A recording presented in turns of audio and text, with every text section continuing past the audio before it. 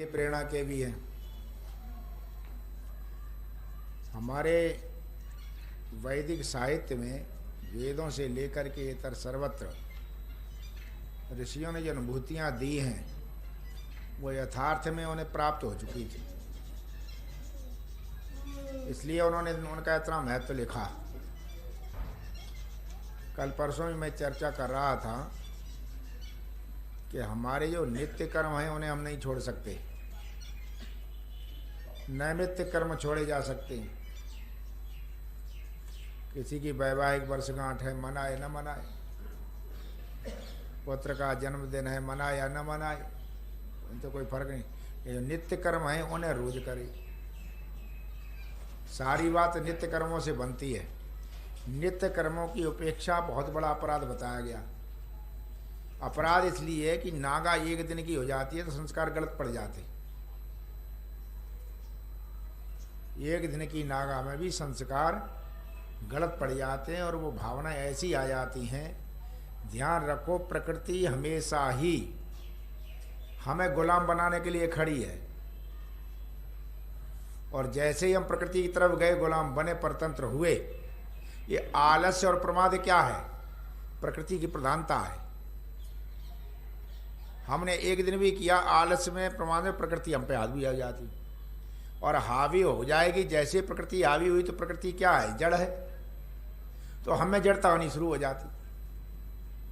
जड़ता शुरू हो जाएगी। जहां हमें जड़ता आई, जड़ता ही कमजोरी है, और जैसे ही कमजोरी आई तैसे वैसे ही हम पर प्रकृति का शासन बढ़ता जाता। और प्रकृति का शासन जब बढ़ेगा तो दुख ही दुख आएगा, और परमात्मा से दूर हो जाएंगे जाकर। इसलिए यहाँ विद्यार्थियों के लिए संस्कृत में कहावत भी है, वो है, जो विद्यार्थी पढ़ते नहीं है ना, उनके कह दिया अनभ्यासे विषम शास्त्रम। जो अभ्यास नहीं करता उसके लिए शास्त्र जहर है। उसी तरह साधना के क्षेत्र में यदि अभ्यास नहीं करेगा तो कुछ नहीं है, वहीं का वहीं आ जाता है। इसलिए नित्य प्रति उन कर्मों को न छोड़ा जाए जो कर्म हमारे जीवन को बनाते हैं। होता यह हम उनकी उपेक्षा करते रहते हैं।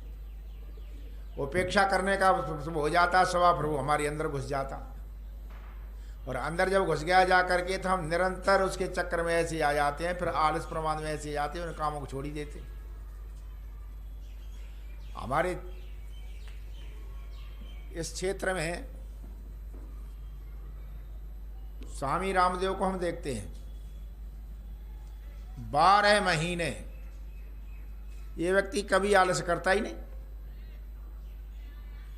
12 महीने रोज आवेंगे। अच्छा, आप आलस करिए आवेंगे कि चलो एक आध दिन रहने दो। हाँ, ये व्यक्ति ऐसे चलता है, सूर्य चलता है। वो ना उस समय उठना है तो उठना है, ये करना है तो करना है, और लगातार कभी उबता नहीं। और इसका सुपरिणाम क्या है? सुपरिणाम ये है कि आज भारत का बच्चा उस व्यक्ति को जानता। कहीं चले जाओ, देहात में, शहर में, सब जगह स्वामी राम, छोटे छोटे बालक भी नाक बंद करके खींचने जाते रामदेव है। छोटे छोटे बालक है। अच्छा, मुसलमान खिलाफ है। अब मुसलमान लाभ नहीं भी होता। एक मुसलमान का बालक है, घर में कर रहा चुपचाप। अब अल्लाह तो निकलेगी ना, वो वहीं लिख रहे। अल्लाह कहते हैं, अल्लाह ने वो बात ही नहीं बन रही, तो चुपचाप एक बंद कर रहा। तो उसका बाप बोला, साले क्यों दबा रहा है? जो करना कर ले। दवाई को जो करना है कर ले। ये कौन सा देख रहा है? कोई बिना उसके काम ही नहीं चलता भाई। ओम के बगैर तो काम चल ही नहीं रहा। अल्लाह तो वो बात बनती नहीं। तो एकांत में बेचारा हाथ दबा क्यों रहा है? नहीं, खोल के कर ले, ओम करनी है तुझे तो राजी ना गैर राजी रामदेव घुस गए जाकर के, घुस के बैठ गए। अब मैं रोज चर्चा करता हूँ, मैं जाता हूँ तो घंटा अंदर चर्चा होती है, और एकांत में चर्चा होती तो जानते हो, जब दोनों साथ रहे तो हर तरह की चर्चा हो जाती। तो सबसे बड़ी विशेषता क्या है? मैं समझता हूँ गायत्री मंत्र का सही उपासक कोई है तो रामदेव है। गायत्री मंत्र का सही उपासक कोई है तो रामदेव है। जिसने केवल अपने ही कष्ट नहीं, दुनिया के हजारों लाखों लोगों को कष्ट दूर कर रहा। गायत्री मंत्र का अर्थ क्या होता है? गायत्री मंत्र का अर्थ यही तो होता है जिसके गाने से मनुष्य दुखों से तर जाए, वो व्यक्ति जीवन में उतारता, अपने दुख दूर करता। संसार सवेरे हमने देखे बहुत से लोग हैं टीवी खोल के बैठ जाते हैं, स्वामी रामदेव कर रहे थे, हम भी कर रहे, बहुतों ने कहा बहुत लाभ हुए।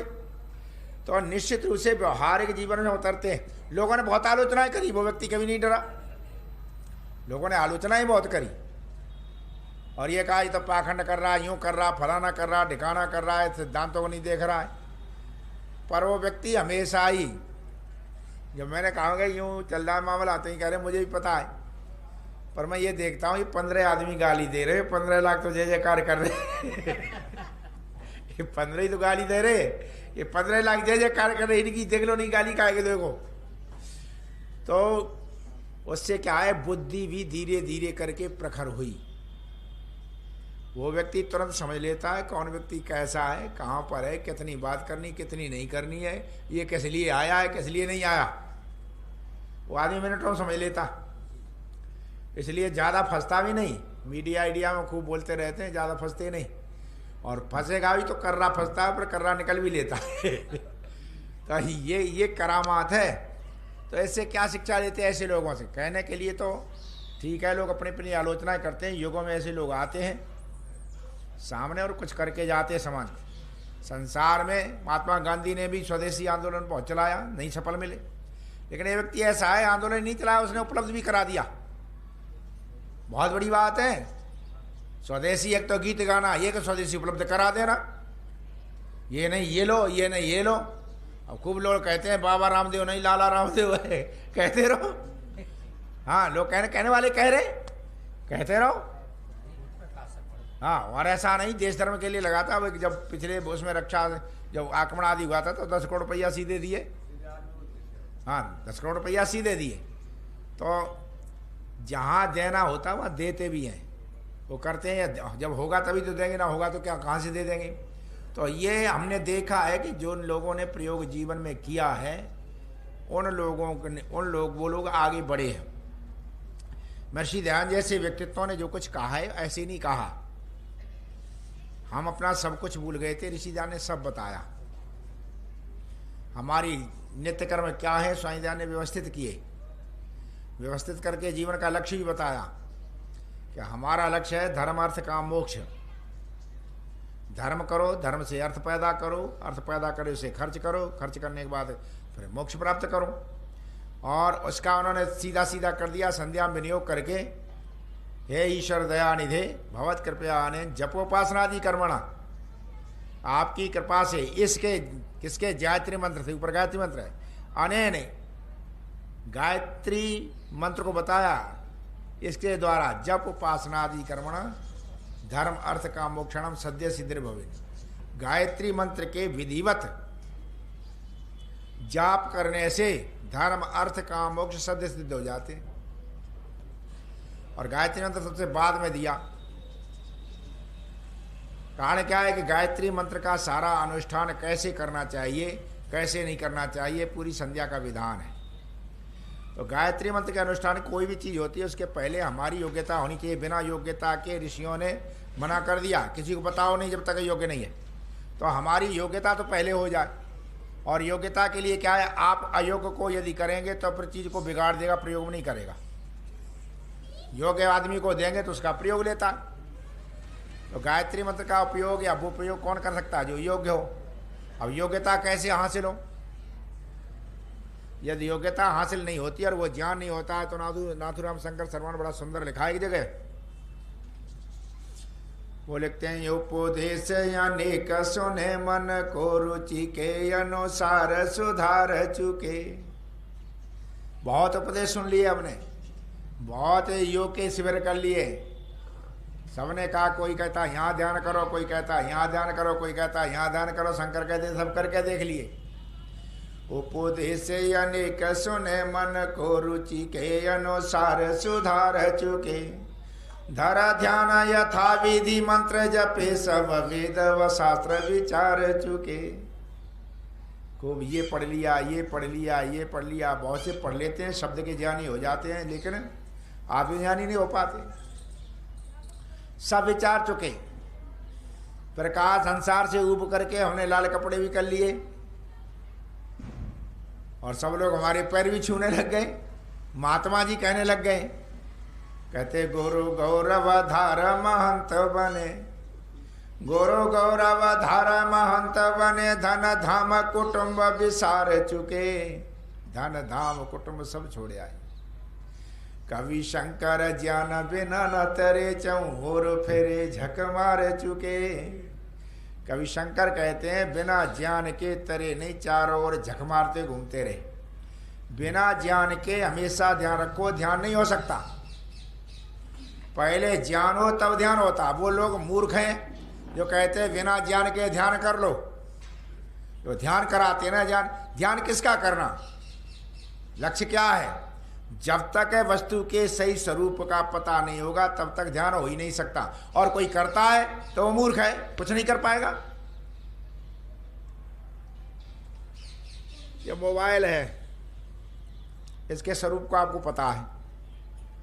अब ये अंधेरे में पड़ा है कहीं, आप ढूंढ रहे हैं तो ये ध्यान है। और लगातार मोबाइल ही चित्त में आ रहा है, ये धारणा है। धारणा क्या है कि मोबाइल की, और ध्यान है कि ऐसा मोबाइल। अच्छा, मोबाइल का स्वरूप ही पता ना हो तो ध्यान कैसे करोगे? ध्यान नहीं हो सकता ना। उस समय क्या होता है, जब मोबाइल का स्वरूप हमें पता नहीं है तो हमें चम्मच मिल जाएगी उसे ही मोबाइल समझ लेंगे। भाई कटोरी मिल जाएगी उसे ही समझ लेंगे, जब स्वरूप का ही पता नहीं। चम्मच मिले, कटोरी मिले, कोई भी चीज़ मिल जाए, दियासलाई मिले, हम तो उसे ही मोबाइल समझ लेंगे। और वो मोबाइल है नहीं। यही संसार में हो रहा। संसार में हो रहा, किसी को भी देवता मान लेते। तो कहते हैं जब तक ज्ञान नहीं है तब तक ज्ञान है सही, तब क्या करेंगे, तब ध्यान करेंगे। हमारे हाथ में चक्कू आया, छोड़ दिया, मोबाइल नहीं है। चम्मच आई, छोड़ दी, मोबाइल नहीं है। दियासलाई आई, छोड़ दी, मोबाइल नहीं है। ये ध्यान चल रहा। और जैसे ही मोबाइल से हाथ लगा, स्वरूप का पता है, अब यहाँ ध्यान खत्म, समाधि हो गई। वस्तु के मिलने पे क्या हो जाती है, समाधि हो पे ध्यान रहा ही नहीं। ध्यान तो तभी तक है जब वस्तु का ज्ञान नहीं है, तब ज्ञान है, लेकिन वस्तु के साथ संसर्ग नहीं है तभी तक। जब वस्तु मिल गई तो ध्यान की बात ही खत्म। इसी को योग दर्शन ने समाधि कह दिया कि आप समाधि प्राप्त कर ले, अर्थात ईश्वर के स्वरूप का तो सही पता हो। जब ईश्वर के स्वरूप का ही सही पता नहीं है तो फिर ध्यान कैसे करोगे?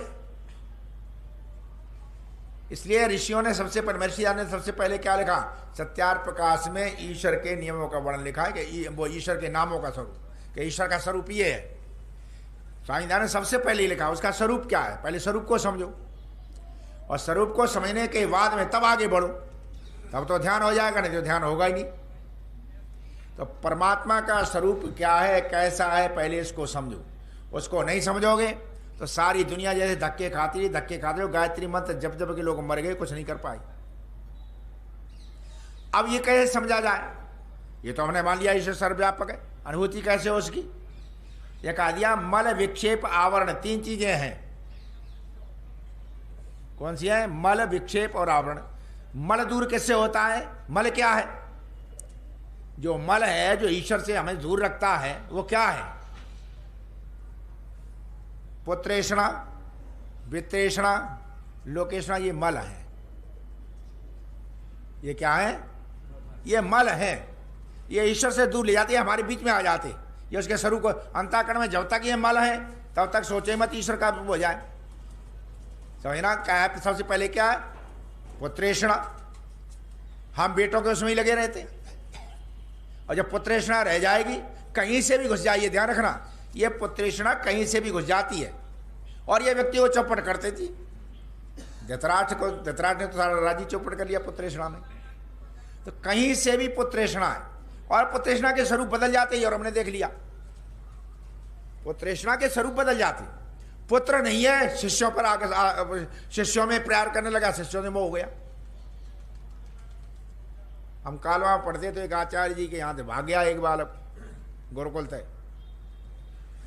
अब वो कालवा पहुंच गया। हमारे गुरु जी का ये सिद्धांत था, जब तक गुरुकुल में है तब तक गया तो गया, फिर कोई मतलब नहीं। आने के लिए एक बार शर्त थी, जाने कोई शर्त नहीं, कभी चला जा। और ब्रह्मचारी वहाँ आया, वो आचार्य थे, वो भी नैष्ठिक थे, लाल कपड़ों, वो उनके गुरुकुल से भाग गया कालवा। दूसरे दिन वे पीछे पीछे ढूंढते ढूंढते आ गए, कहाँ गया कहाँ गया। अब बालक आ गया, नहीं हम तो यहीं पढ़ेंगे, हम नहीं आपके पास पढ़ेंगे। अब वो परेशान, जब वो बालक नहीं मारा तो उन्होंने धमकी दी, इसे कहते हैं पुत्रेषणा का दूसरा स्वरूप। उन्होंने धमकी दी, अच्छा नहीं हमारे पास चलता नहीं रहेगा तो तू 4 वर्ष तक पढ़ा, 4 वर्ष का खर्चा दे। और बालक भी तेज है, बालक जान रहा है कि गुरुजी कमजोरी क्या है। बन के सुन लियो गुरुजी, हम कहो तो 4 वर्ष खर्चा तुम्हें दे देंगे, पर हम तुम्हें गुरु नहीं मानेंगे। नया दाव खेल दिया, वह नया दाव खेल लिया। देखो हम इकट्ठा करे पैसा दे देंगे, पर तो हम तुम्हें फिर गुरु नहीं मानेंगे कहूँ। अब जब भी अटक गए, अब पैसा दे गए गुरु बन जाए रहो। वहाँ अटक गए, वो पैसा मांगना भूल गए, क्योंकि अब वो गुरु नहीं माने, वो आचार्य नहीं माने, वो अपनो तो इन्हें जैसे तैसे मना, उन्होंने आचार्य ने ले जाओ जाए, वो ले गए। वो रुका फिर भी नहीं। अब ये क्या है, ये पुत्रेषणा का दूसरा स्वरूप आ जाता,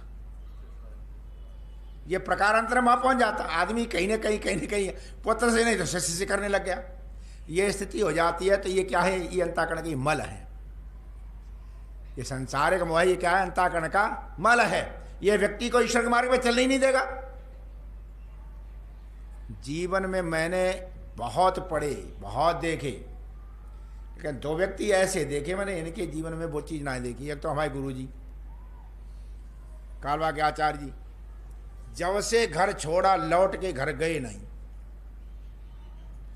गौशाला खोली, गांव वाले आ गए कि गांव वाले चाहते हैं आचार्य जी आ जाएं तो पूरा गांव मिलकर के 50 लाख रुपए दे देगा गौशाला के लिए, आप केवल गांव में दर्शन दे दो। तो ये बोले भाई सेवा में शर्त नहीं होती है। आचार्य बोले सेवा में शर्त नहीं होती, इसका मतलब तुम लोग सेवा नहीं कर रहे हो। शर्त क्या की है, बिना शर्त कीजिए। पर गए नहीं, कभी गए नहीं, जब से घर छोड़ा कभी गए ही नहीं। स्वामी दयानंद के देखे, जिनने घर छोड़ा पर मुंह मोड़ करके नहीं देखा, कहाँ घर है कहाँ परिवार है ना, छोड़ दिया तो छोड़ दिया, तोड़ दिया बंधन तो तोड़ दिया, ऐसा कहीं किसी ने नहीं देखा कि ऐसी ऐसा तोड़ी हो। तो पहला मल क्या है बोलो, पुत्रेषणा, और दूसरा क्या है, वित्तेषणा। फिर धन के पीछे पड़ जाता। आर्य समाज के अच्छे अच्छे विद्वान, आर्य समाज का ढांचा क्यों ढीला हुआ, संगठन क्यों ढीला हुआ, उसका कारण ही रहा कि वित्त। सन्यासी रहे, बड़े बड़े सन्यासी हो गए, अब वे घूमे तो आर्य समाज के पदाधिकारी बदमाश हैं, उनने भी यार समाज में रुकने नहीं दिए, उनने रुकने नहीं दिया, उन्हें कि चल ना रुकने देते, हम अपना आश्रम बनाएंगे। 4 जिंदगी में आश्रम बनाने में लग गया। 4 जिंदगी आश्रम बनाते रहे भाई, अपना आश्रम बनाया, फिर 4 जिंदगी आश्रम में बनाते रहे। और उस आश्रम में इतने आ सकते हुए कि उन्होंने उन्होंने भी किसी घुसने नहीं दिया, उन्होंने भी ऐसे ही किसी घुसने नहीं दिया, और आश्रम अंत में खत्म हो गए। मैं श्रद्धेय आचार्य प्रेम भिक्षु जी का कितना कोटिशा धन्यवाद करूं। उन्होंने जब मुझे सौंपा, मैं जानता हूं उसके बाद एक दिन भी हस्तक्षेप नहीं किया। ना आदमी अपनी पूरी सौंप दे मालिकी तो टांग अड़ाता रहता। कभी भी एक भी दिन मुझे ऐसा याद नहीं, यदि मैंने कुछ पूछ भी लिया ना तो हंस करके ये कहने लगे जो आपके मन में आए वो करो, हमने तो सौंप दिया है, अब हमारा कोई आक्षेप नहीं, अब हमें बताओ हम क्या करें। आचार्य जी के एक दिन शब्द दिए थे, तो अब हमें बताया करो कि आप ये करो, क्योंकि हमने अपने पूरी तरह से जो सौंप दिया है तो हमने अपना स्वत्व बिल्कुल यहाँ से हटा लिया। काश ये ना वो करते ना तो मैं भी नहीं रुकता। आचार्य जी ऐसा ना करते तो मैं रुकता नहीं, मैं दूसरे स्वतंत्र प्रकृति का था, मैं तो रुकता ही नहीं कैसे। एक बार कोई ऐसी बात हो गई, आचार्य जी से नहीं ट्रस्ट वालों से हो गई, मैं नया नया था। मैंने कहा आचार्य जी बात नहीं बनेगी, हम आपके साथ रह सकते हैं, पदाधिकारियों के साथ नहीं बनेगी बात। कि नहीं आप रहो, मैं बैठा हूँ, पदाधिकारी क्या करेंगे। मैंने कहा ऐसी स्थिति हो गई, हमें हटना पड़ा तो कह रहे जहाँ तुम रहोगे भाई हम भी झोपड़ी डाल लेंगे। अच्छा जी, बोले ये पक्की है, यदि यहाँ से तुम हटे तो जहाँ तुम रहोगे वहीं मैं पहुँच जाऊँगा। बोले उन्होंने लाचार कर दिया, मुझे यहाँ से हिलने नहीं दिया। तो ये क्या है, ये